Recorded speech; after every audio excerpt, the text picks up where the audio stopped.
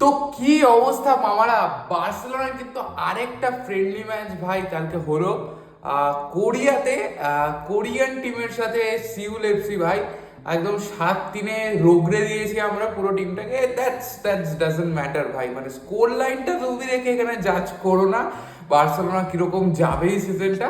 মোটামুটি তুমি একটা প্রিভিউ পেতে পারো যে এই সিজনটা কিরকম সিস্টেমে কিরকম ভাবে হান্সি ফ্লিক বা খেলাবে এই টিমটাকে, অথবা বার্সেলোনা কিরকম ভাবে কাজ করবে।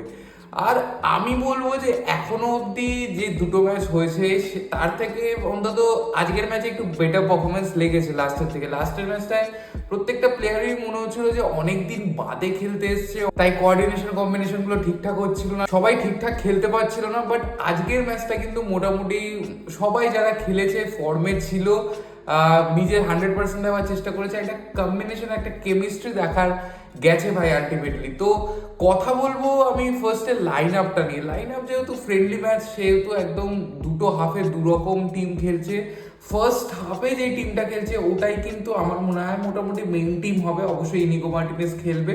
বাট আরাও আর কুবার্সির যে কম্বিনেশনটা এটা কিন্তু অনেকদিন বাদে আমরা দেখতে পেলাম। সেই অনেক আগে হতো ভাই, মনে আছে? বাট এখন ইনিগো আর কুবার্সি স্টার্ট করবে।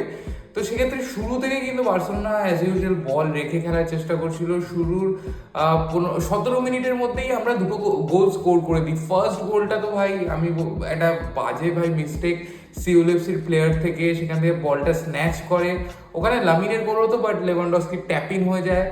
আর সেকেন্ড গোলটা ভাই অ্যাবসলিউট ক্লাস ভাই লামিন। মানে যারা আগের ম্যাচে বলছিল যে লামিন ইয়ামাল শেষ হয়ে গেছে, লামিন ইয়ামালের একটা ম্যাচ থেকে 45 মিনিট দেখে তার গোষ্ঠী উদ্ধার করে দিয়েছে, তারা আজকের 45 মিনিট দেখে কি বলবে আমি তাই ভাবছি।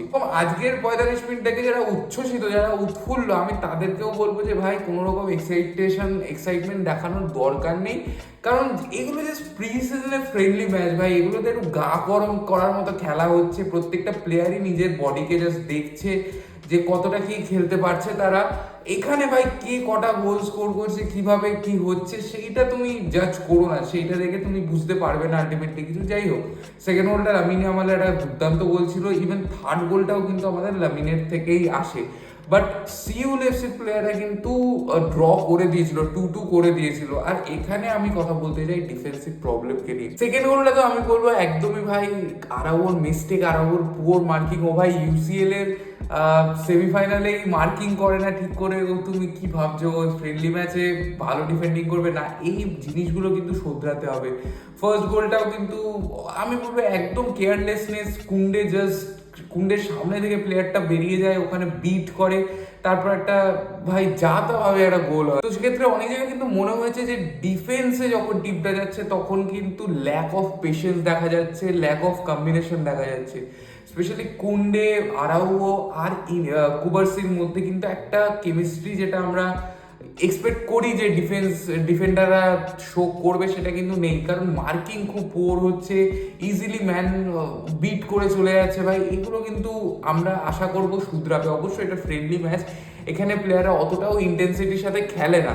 সো তুমি এগুলো ছোটখাটো মিস্টেক এক্সপেক্ট করতে পারো, যেগুলো আশা করছি যখন মেইন ম্যাচেসগুলো হবে সেখানে হবে না। কিন্তু ফার্স্ট হাফে আমি একটা ইনসিডেন্টের কথা বলবো, সেটা হচ্ছে ভাই বার্ডের এই রানটা। এটা কি করছে বার্ডে?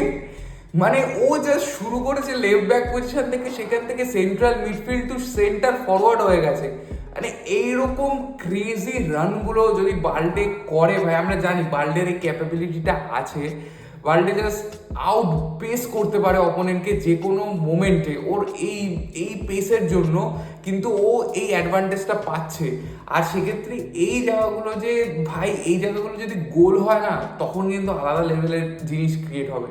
আরেকটা কথা আমি বলবো যে রাফিনিয়ার পজিশন, এটা কিন্তু আজকে আমার খুব ভালো লেগেছে। কারণ রাফিনিয়া কিন্তু অনেক বেশি সফল করে আজকে খেলেছে। আমরা বেশ কয়েকবার দেখছিলাম সেন্ট্রালি চলে আসছে, ইভেন ও কিন্তু রাইট উইংয়েও, রাইট হাফ স্পেসেও কিন্তু বারবার চলে আসছে, মিডফিল্ডে চলে আসছে। আগের ম্যাচে কিন্তু মোরও লেফট উইঙ্গার হিসাবে স্টার্ট করছিল, একদম পিচের উইথটাকে টানছিল। যখন বাল্ডে আসছিল লেফট উইংয়ে তখন ও ভেতরে ইনসাইড করার চেষ্টা করছিল। বাট আজকে কিন্তু বেশ অনেক জায়গায় সফল করে খেলেছে, যেটা ভালো লাগে। কারণ রাফিনিয়া, আমি আবারও বলছি ভাই, রাফিনিয়ার বেস্ট গেম তখনই আসে ও যখন নিজের পজিশনটা শিফট করে। ওর একটা স্পেসিফিক পজিশন তুমি লেফট উইঙ্গার ধরিয়ে দিলে সেরকম না, ওকে তুমি নাম্বার 10 হিসাবে খেলাতে পারো, ওকে তুমি লেফট হাফ স্পেসেসে খেলাতে পারো, ইভেন তুমি ওকে অ্যাজ আ নাম্বার 9 হিসাবেও খেলাতে পারো, যেখানে ও একটু ড্রপ করে খেলবে। তো রাফিনার এই যে পজিশনগুলো, এগুলো কিন্তু খুব ইম্পর্টেন্ট হতে চলেছে আমাদের আপকামিং সিজনের জন্য, যেখানে কিন্তু আমাদের যে গোল স্কোরিং, রাফিনা আগের সিজনে এত গোল কেন করেছে ভাই, তার অন্যতম কারণ হচ্ছে ও ওই গোল স্কোরিং পজিশনগুলো এসেছে। আরেকটা কথা বলবো, ক্লিনিক্যালনেস। রাফিনিয়া বেশিরভাগ টাইমে কিন্তু ফিনিশ করেছে, যতগুলো শট ক্রিয়েশন রাফিনিয়ার, তার কিন্তু 70-80% গোলে কনভার্ট হয়েছে, যেটা কিন্তু ইনসেন। মানে ও অ্যাজ আ সেন্টার ফরওয়ার্ড হিসেবে খেলে না, অথবা অ্যাজ আ লোন স্ট্রাইকার হিসেবে খেলে না, অ্যাজ আ লেফট উইঙ্গার হিসেবেও কিন্তু এই স্ট্যাটটা জাস্ট ইমপ্রেসিভ। রাফিনিয়া যদি শাফলিং পজিশন আমরা এই সিজনে দেখি, তো হয়তো গোল স্কোরিংটা কমবে, বাট টিমের জন্য কিন্তু প্রচন্ড বেনিফিশিয়াল হবে, কারণ লেভানডস্কি, লামিন বা ড্যানি অলমোর জন্য কিন্তু গোল ক্রিয়েশন চান্সেস আরও বেশি তৈরি হবে, যেটা টিমের জন্য খুবই ভালো। ড্যানি অলমোর খেলাটাও আমার আজকে দারুণ লেগেছে ভাই। ড্যানি অলমো যতক্ষণ খেলেছে, ড্যানি অলমো যেটার জন্য খুব বিখ্যাত ভাই, যে ইন বিটুইন লাইন টাইট স্পেসেসে ও দুর্দান্তভাবে অপারেট করতে পারে, আর সেই জিনিসটাই কিন্তু আজকে করেছে ড্যানি অলমো। যতবারই ও ওই পজিশনগুলোতে অ্যারাইভ করেছে, ততবারই পায়ে বল পেয়েছে, ততবারই কিন্তু কিছু না কিছু করার চেষ্টা করেছে, অথবা শর্টস নিয়েছে।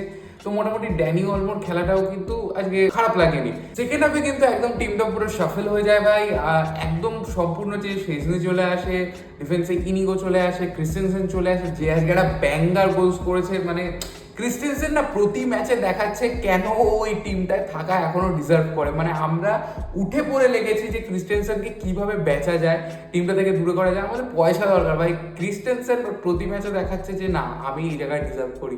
আর এরা দুর্দান্ত ব্যাঙ্গার মেরেছে ভাই। তারপরে মাঝখানে ফার্মিন ছিল, গাভি ছিল, ওপরে কিন্তু রাশফোর্ড, ফেরান তোরেস ছিল, রুনি বার্দাজিও ছিল। তো এই লাইন আপটা নামার পর কিন্তু বেশ কয়েকটা গোল স্কোর হয়, যেখানে আমরা 3-2 ফার্স্ট হাফটা শেষ করি। সেখান থেকে আমরা 7-3 মানে আরও 4টে গোল কিন্তু আমরা স্কোর করি সেকেন্ড হাফে, যেখানে কিন্তু একটা ভালো গোল আমি বলবো ফেরান তোরেসের ছিল, গাভির একটা দুর্দান্ত গোল ছিল, যেখানে কিন্তু একটা টার্ন নিয়ে শট মারে আর দারুণ গোল মেরেছে। ফেরানের অবশ্য আরেকটা গোলও ছিল, বাট ফেরানের এই পজিশনটা নিয়ে কিন্তু একটা দোলাচল চলছে, কারণ আমরা কিন্তু অনেক অফার শুনছি সৌদি থেকে আসছে ভাই ফেরানের জন্য, 60 মিলিয়ন অবধি কিন্তু ওকে দিতে রাজি আছে সৌদির ক্লাবগুলো। তো এক্ষেত্রে কিন্তু খুব ইন্টারেস্টিং হবে দেখা যে বার্সেলোনা বোর্ড কি করে ফেরান তোরেসকে নিয়ে, তাদের ডিসিশনটা কি হয়। কারণ আমাদের, আবারও বলছি ভাই, আমরা গরিব, আমাদের পয়সা দরকার। সেক্ষেত্রে ফেরানের মতো যদি প্লেয়ারকে আমরা একটা ভালো অ্যামাউন্টে সেল করতে পারি, যেখানে শোনা যাচ্ছে বার্সেলোনা যা চায় সেটা ওই ক্লাবগুলো দিতে রাজি আছে, তো সেক্ষেত্রে কিন্তু এটা আমাদের জন্য ভালো ডিল হতে পারে। কারণ ফেরান এখন যে ফর্মে আছে, ওকে একটা ভালো অ্যামাউন্টে ভাই বেচাই যায়। র্যাশফোর্ডের আজকে একটা অ্যাসিস্ট থাকে ভাই, র্যাশফোর্ডের বার্সেলোনার জার্সিতে প্রথম গোল কন্ট্রিবিউশন। আশা করব এটাই শেষ না ভাই, এই সিজনে আরো অনেক এরকম গোলস এবং অ্যাসিস্ট অপেক্ষা করছি রাশফোর্ডের থেকে। তো সেকেন্ড হাফে কিন্তু টিমটা আরো বেশি ডমিনেন্ট হয়ে যায়, আমি বলবো সিউল এফসি আরো বেশি ডিফেন্সিভ মোডে চলে যায়, এই জন্য গোল অনেক বেশি স্কোর হয়। সিওলও বেশ কয়েকটা চান্সেস ক্রিয়েট করেছে, ইভেন থার্ড গোলটা যেটা সিওলের এসেছিল, সেখানে কিন্তু জাস্ট আউট পেস করে দেয় হেক্টর ফোর্ডকে সিওলের ওই প্লেয়ারটা, আর সেখান থেকে ওরা গোল স্কোর করে।